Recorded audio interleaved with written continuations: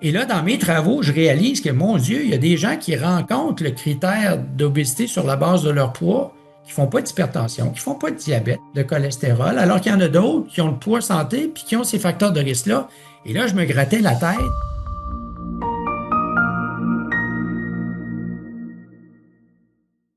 Alors aujourd'hui, j'ai le plaisir de recevoir à mon micro Dr Jean-Pierre Després. Alors Dr Després, c'est un homme éminent, le chercheur le plus influent du monde parce que tu es souvent cité dans des articles scientifiques, puis tu as aussi publié près de 800 publications. Mais ce qui est important de dire, c'est surtout que tu es un homme très actif, très accessible, actif dans le sens professionnellement pour promouvoir la santé durable, sans oublier que tu es directeur de Vitam, hein, le Centre de recherche sur la santé durable au Québec. Puis il y a la chaire de recherche aussi auquel tu es naturellement le directeur. Mais c'est cette volonté très puissante et très engagée qui m'a toujours émue chez toi de mobiliser les gens et de faire en sorte que les choses changent. Ça fait 38 ans que tu es dans cette carrière. Ça te nourrit encore aujourd'hui cette passion. Dans un premier temps, merci beaucoup pour l'invitation, Brigitte. Tes bons mots me touchent beaucoup. Dans mes conférences grand public, je me décris comme une vieille bébite académique. Dans ma 40e année, là, comme professeur-chercheur à l'Université Laval, puis quand j'étais tout jeune, puis que j'ai fait ma maîtrise, mon doctorat, j'ai fait ce qu'on m'a dit que je devais faire. Un chercheur, c'est sérieux, ça fait des recherches. On essaie de publier ça dans les meilleurs journaux de sciences et de médecine. Puis moi, j'ai fait ce qu'on m'a dit de faire avec engagement. Puis je me disais naïvement à comment les maladies chroniques de société, l'obésité, le diabète de type 2, les maladies cardiovasculaires se développaient, mais comment aussi on pouvait les prendre en charge et les prévenir par le mode de vie. Bien, je me disais, je vais faire de la recherche, on va rapporter ça dans les journaux de médecine puis de sciences, puis la société va aller mieux. Hey, j'étais d'une grande naïveté. Puis plus les années passent, tu te dis, ben, est-ce que je sers à quelque chose? Est-ce que j'ai été utile?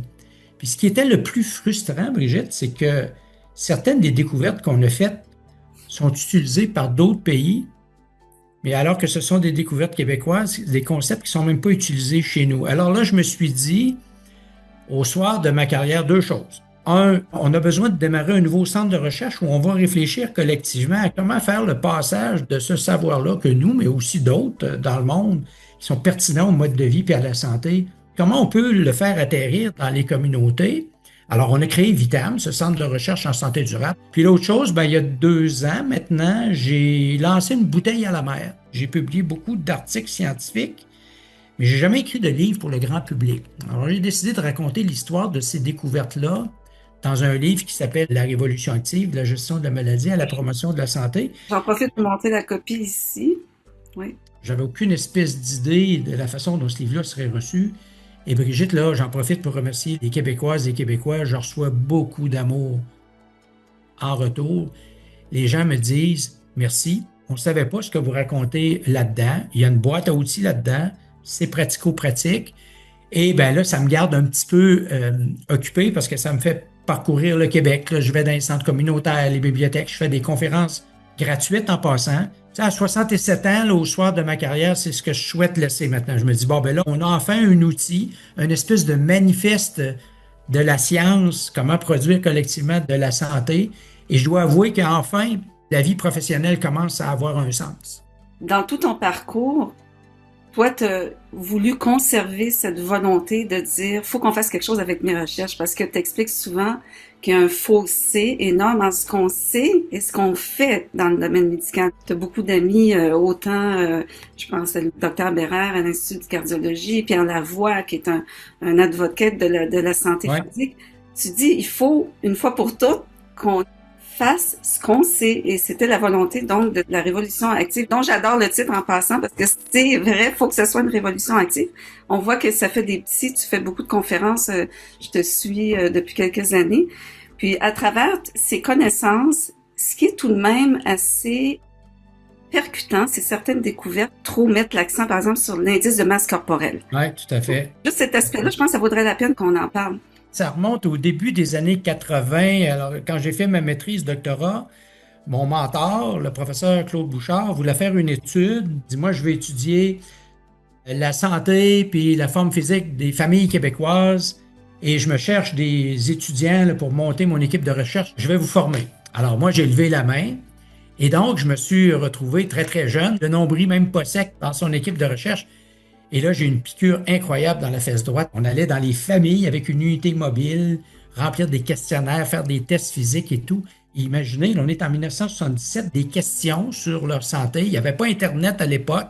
J'allais fouiller dans les bibliothèques les fins de semaine, valider les réponses aux questions des gens, mais je me suis dit, c'est passionnant, les gens se posent des questions par rapport à leur santé. Je m'intéressais beaucoup à l'adiposité, au lien entre l'adiposité, l'obésité puis la santé. Et déjà à l'époque, on parlait de cet indice de masse corporelle, le rapport du poids sur la taille pour classifier les gens en poids normal, poids santé, surpoids, obésité. Et là, dans mes travaux, je réalise que, mon Dieu, il y a des gens qui rencontrent le critère d'obésité sur la base de leur poids, qui font pas d'hypertension, qui font pas de diabète, de cholestérol, alors qu'il y en a d'autres qui ont le poids santé puis qui ont ces facteurs de risque-là. Et là, je me grattais la tête. Et au moment où je faisais mes études de doctorat, il y a un chercheur de l'Université d'Osaka, un grand ami personnel, le docteur Yuji Matsuzawa, qui est le premier à utiliser la tomographie axiale, les scanners qu'on a dans nos hôpitaux. Il scanne les corps, les abdomens, puis il est le premier à montrer, regardez, on a du gras par en dedans qu'on peut vous visualiser maintenant. Et il avait appelé ce gras-là le gras viscéral. Puis il dit, regardez, lui, c'était de l'anecdote à l'époque. Il avait pris un patient avec l'obésité qui était malade, un patient avec l'obésité qui n'était pas malade. Puis il a documenté des différences spectaculaires dans le gras viscéral. Et donc, quand je me suis établi comme chercheur à l'Université de Laval en 86, je me suis dit, là, je lance des études systématiques. J'invite des volontaires, des hommes, des femmes, et très, très rapidement, évidemment, ça nous a pris quelques mois à accumuler des données. Ça, c'est ce qui m'a mis rapidement, si je peux me permettre, un petit peu sur la carte, là, à l'échelle internationale. Imagine, en 1989, je disais, l'obésité, c'est pas ce que vous pensez, c'est d'être gras par en dedans. Et ça, quand tu es le premier, évidemment, tu es un petit Québécois, c'est reçu avec un scepticisme. Puis ensemble, c'est tout à fait correct, le scepticisme, c'est sain même. Mais maintenant, on a des centaines d'études d'imagerie dans le monde qui ont montré qu'effectivement, indépendamment de ton poids, de votre poids, si vous êtes gras par en dedans, si vous avez cette graisse viscérale-là dans la cavité abdominale, ben, c'est un facteur de risque pour le diabète, les maladies cardiovasculaires. Et avec l'arrivée de techniques d'imagerie beaucoup plus sophistiquées, je l'explique dans le livre, la résonance magnétique, où là, on peut faire des tranches de vous, là, des cheveux jusqu'aux orteils. Ben, ce qu'on a montré, c'est que si vous avez de l'obésité viscérale, c'est aussi la recette du foie gras, c'est la recette du cœur gras, une graisse qu'on appelle l'épipéricardique qui enveloppe le cœur. C'est la recette aussi d'un rein qui est encapsulé dans du gras. Il y a du gras dans le sinus rénal. Et vous avez un muscle squelettique, vos muscles sont tout marbrés, là, comme un steak de Kobe. Et ça, c'est la recette de l'inflammation chronique. Alors, ce que je dis aux gens, vous savez, si vous êtes gras par en dedans comme ça, faites attention, parce que le feu peut prendre dans la cabane. Puis c'est ce qui arrive d'ailleurs, toutes les études qui ont été faites où on avait des données d'imagerie chez les patients qui ont eu la COVID, les probabilités de se retrouver à l'urgence puis d'en mourir étaient augmentées de façon très, très importante parce que ce gras-là interne, s'il est infecté, le feu prend dans la cabane. C'est une image que j'utilise là, pour l'expliquer. C'est une belle image. Avec ce professeur-là, donc, d'Osaka, tu as sauté pieds et mains joints dans cette recherche, puis tu as visé dans le mille. Dans le fond, le gras viscéral, ça peut être partout sur tous les organes, et quand ça s'accumule, hein, c'est comme quelque chose qui s'encraste dans le fond. Fait que c'est pas nécessairement visible, comme on va dire avec l'indice de masse corporelle. C'est un peu de changer les paradigmes, puis tu parles beaucoup aussi de stigmatisation. Les grandes enquêtes nous disent qu'au Québec, l'obésité continue à croître, qu'au Canada, on est de plus en plus gros. Là, on a des reportages télévisés où on voit des gens qui ont manifestement une obésité importante manger des hamburgers, des frites pour stigmatiser les gens. Il n'y a pas pire que ça. L'obésité, là, il n'y a pas personne qui décide moi, je veux devenir obèse. Là. Non, non. On a un modèle socio-économique où on produit massivement une alimentation hautement transformée et qui est surtout bourrée de sucre. Et le sucre, t'en donnes à des animaux, ils vont en bouffer jusqu'à en mourir. Là. Il y a toute l'industrie alimentaire là, qui est interpellée là-dedans. Puis, là. Évidemment, ça coûte pas cher, ça goûte bon, c'est addictif, alors les gens vont en consommer beaucoup et ça nous fait passivement consommer beaucoup de calories. Mais c'est une chose de dire aux gens, vous devriez manger mieux, mais ça coûte cher, manger mieux aussi. Les fruits et légumes, j'adore les tomates ancestrales, mais les tomates ancestrales, ils poussent dans mon jardin, ça va, mais l'hiver, quand je vais les acheter, ils coûtent une fortune. Si vous n'avez pas les moyens de vous en acheter des tomates, vous ne mangerez pas de tomates. Quand on regarde qu'il y a des endroits dans le monde où ils n'ont pas d'eau propre, Ils n'ont pas de terre, ils ont des petits coins de terrain pour faire pousser une petite plante. Nous, au Québec, on a un territoire immense. On a de l'air encore pur, on a de l'eau propre, on a de l'hydroélectricité. Brigitte, si on voulait produire massivement une alimentation compatible avec la santé humaine, le Québec a tout ce qu'il faut pour le faire. Mais c'est une décision qu'on doit prendre collectivement. Est-ce que ça nous tente Oui. de le faire? Et donc, moi, je ne dis pas que c'est ça qu'on devrait faire, mais je peux te dire que dans mes conférences grand public, quand je pose la question, les gens disent, c'est vrai, hein, on pourrait manger sainement tout le monde, les riches comme les pauvres. Et imagine ce qu'on sauverait en bout de piste. On dépense 65,5 milliards de dollars. Notre système qu'on appelle faussement un système de santé, qui n'est pas un système de santé, c'est un système de soins. Le ministre se chicane avec les médecins. Le problème, il n'est pas là. Il y a plusieurs médecins qui ont dit, ce système-là, il tient avec de la broche. Moi, je dis, ce système-là, là, il donne l'espérance de vie aux Québécois, aux Québécoises la plus élevée en Amérique du Nord. C'est extraordinaire, c'est une bonne nouvelle. Puis ça, les gens ne réalisent pas ça. Saviez-vous que c'est au Québec qu'on vit le plus vieux en Amérique du Nord? Maintenant, si vous voulez le préserver, ce système de soins-là, il faut qu'on s'organise pour diminuer la pression sur ce système de soins-là. Et on doit donc fabriquer collectivement de la santé dans nos communautés. Le même âge, ce qui est souhaitable, mais plus en santé. Ça, c'est vraiment ta mission. Ce qui m'a beaucoup aussi touchée quand tu parles justement de changer les paradigmes, c'est ta sensibilité. Il faut aller parler à ces gens-là. Faut aller chercher les gens dans leur mode de vie pour essayer de leur faire comprendre qu'il y a une possibilité de modifier certaines actions. Merci, Brigitte, pour toutes ces belles questions-là. J'en profite pour dire aux gens qui vont nous écouter, je veux m'excuser à l'avance parce que je reçois 500 courriels par jour. J'ai malheureusement pas le temps de répondre à tous ces courriels-là, mais il y a une chose que je peux vous dire. Lorsque vous voyez des conférences grand public annoncées, n'hésitez pas à venir puis par la suite à me poser des questions. Parce que là, on prend le temps après. Là, moi, je reste après la conférence. Puis ce que j'ai le plus souvent comme question, puis Attention, tu vas avoir bien des follow-up, là. non, ça va me faire plaisir, je suis là pour ça, mais qu'on mette les projecteurs sur d'autres aspects de notre mode de vie que la mosus d'obésité puis la mosus de balance. Puis les gens me disent, j'ai plein de difficultés à perdre du poids, docteur Després. Je dis, ben, vous savez quoi, on ne parlera pas de poids, vous et moi. Parce que là, après ça, on me dit, ben, qu'est-ce que vous me conseillez? Je ne peux pas vous conseiller, je ne vous connais pas. Si ça vous tente de me raconter, c'est quoi que vous voulez faire dans votre vie? Comment vous voyez votre vie? Projetez-vous là, dans votre vie. Comment vous voulez que ça se termine, ça se finisse? Moi, je suis qui pour vous donner des conseils? Mais qui a le temps de faire ça, Brigitte, en ce moment, quand tu as 15 minutes avec ton patient? Voyons, si vous voulez me raconter votre vie, on peut faire effectivement, excusez l'anglicisme, là, du problem solving, de la résolution de problèmes, puis regarder des aspects. Mais ça va dépendre de vous, de ce que vous souhaitez faire de votre vie. Mais si vous voulez vivre comme un athlète, tout le monde peut vivre en athlète sans faire de sport, sans faire d'exercice. Qu'est-ce que ça fait un athlète? Ben, ça ne traite pas sa bouche comme une poubelle. Oui, ça bouge, mais ça dort aussi. Puis un athlète, pour avoir une vie d'athlète, a besoin d'avoir les moyens de vivre en athlète aussi. Ça peut aller même jusqu'à des prescriptions sociales, bien au-delà de prescriptions médicales. Mais on n'a pas ce temps-là. Puis encore une fois, les pauvres médecins n'ont pas le temps de faire ça, d'où l'importance. Tu es pharmacienne. Moi, je vois très bien aussi les pharmacies devenir des épicentres communautaires pour les gens, par exemple, qui n'ont pas accès à des médecins. On a besoin d'une pléiade d'autres professionnels de la santé qui vont venir compléter le travail. Laissons les médecins soigner, mais la santé, ça peut se fabriquer collectivement dans des communautés. Mais pour ça, ça prend du temps. Puis, ça prend, comme tu le mentionnais aussi, de dire, OK, c'est quoi qu'on doit surveiller bien au-delà du poids corporel?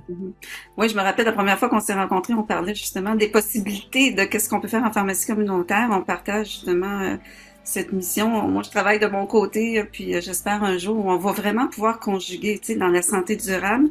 D'ailleurs, j'adore ce terme. Ça fait appel naturellement à l'individu, la nature, l'environnement, c'est-à-dire toute la communauté qui peut se tisser, même tout ce qu'on voit autour de nous.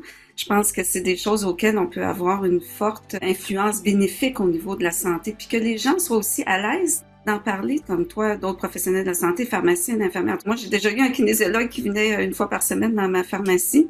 À l'époque, je pense que j'étais trop avant-gardiste, mais bref, c'est des choses auxquelles j'aspirais que ça revienne, qu'on puisse co-créer ensemble. Tu sais, entre autres, tu parles des piliers de la santé. Bon, les facteurs prédominants avant, il y en avait 7. Tu as rajouté du sommeil. L'hormone du stress vient bousculer tout le reste, là. Ouais. Mais Quels sont-ils pour toi, donc, tous ces piliers? On va commencer par la fin. Effectivement, de petits changements sur différentes cibles peuvent avoir un impact très, très important sur votre qualité de vie puis votre santé.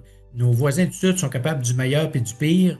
Il y a trop d'armes à feu en circulation, mais le meilleur, quand vient le temps de mettre les experts internationaux autour de la table pour des planifications stratégiques, ils vont chercher les meilleurs experts. L'Association de cardiologie américaine, qu'on appelle l'American Heart Association, en 2010, avait dans sa planification stratégique réuni un groupe d'experts pour dire, OK, ça fait depuis la fin de la Deuxième Guerre mondiale qu'on combat les maladies cardiovasculaires. Il y avait des infarctus, la population américaine tombait comme des mouches, puis on ne les connaissait pas à l'époque, les facteurs de risque, les maladies cardiovasculaires.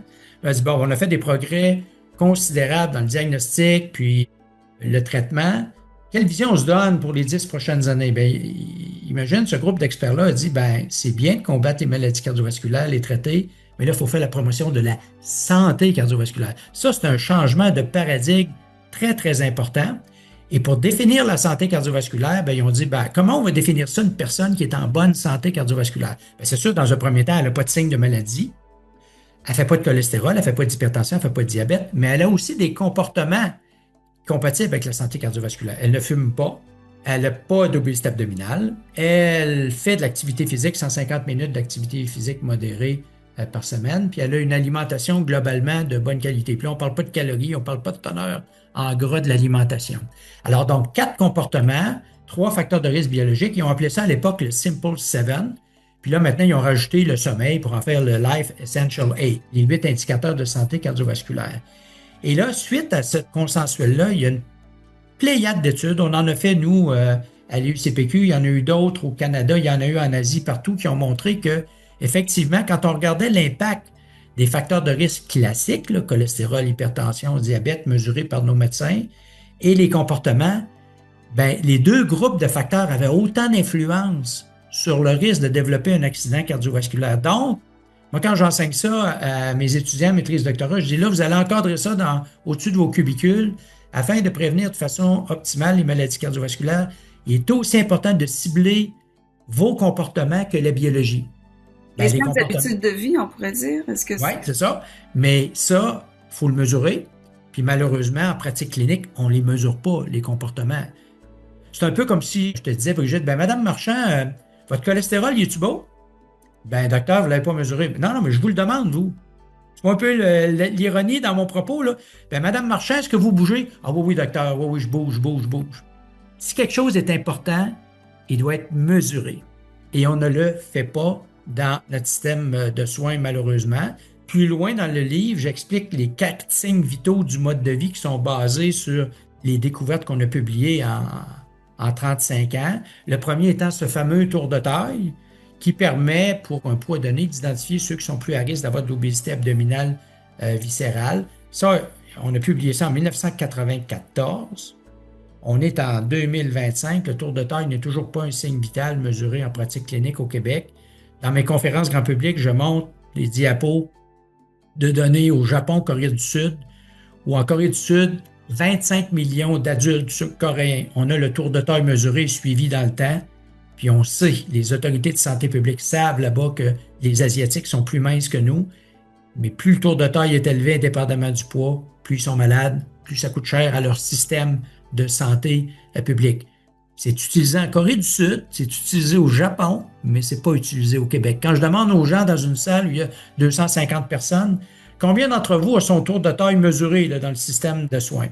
Je vais avoir 2-3 mains qui vont se lever timidement. On a vraiment un problème. Le tour de taille, on devrait avoir des campagnes nationales pour éduquer la population québécoise sur l'importance de mesurer son tour de taille. Puis je vais aller plus loin parce que je raconte cette anecdote-là dans toutes mes conférences grand public, puis les gens sont sidérés. Je dis, vous savez, un des commentaires que j'entends souvent, vous montrez comment mesurer le tour de taille. Les Québécois ne seront pas capables de faire leur auto-mesure du tour de taille. Non, mais c'est prendre les Québécois pour des imbéciles, d'y aller d'un tel commentaire. On a fait une étude. 6000 personnes. On a envoyé une vidéo cassette. On montrait aux gens comment faire l'auto-mesure du tour de taille. Ils nous rapportaient le tour de taille. Après ça, on envoyait une infirmière de recherche dans un sous-groupe de ces participants-là pour mesurer le tour de taille, pour bien s'assurer que la mesure avait été bien faite. La corrélation était parfaite, Brigitte. Alors, le tour de taille, effectivement, il faut apprendre comment le faire pour ne pas faire du n'importe quoi, mais les gens sont capables de mesurer, de faire le retour-mesure du tour de taille. Moi, je dis aux gens, ça fait 30 ans que je ne me pèse plus, mais toutes les 3 semaines, un mois, le matin devant mon miroir, puis je montre comment le faire dans le livre, je fais ma mesure du tour de taille et je ne veux pas que mon tour de taille augmente avec les années. C'est un signe vital que je suis Oui. autant que un autre signe vital dont on va parler, la condition cardio-respiratoire. Je te remercie beaucoup pour cet entretien. C'était vraiment, vraiment très, très, très enrichissant. C'est beaucoup Merci apprécié. Brigitte, c'est un plaisir.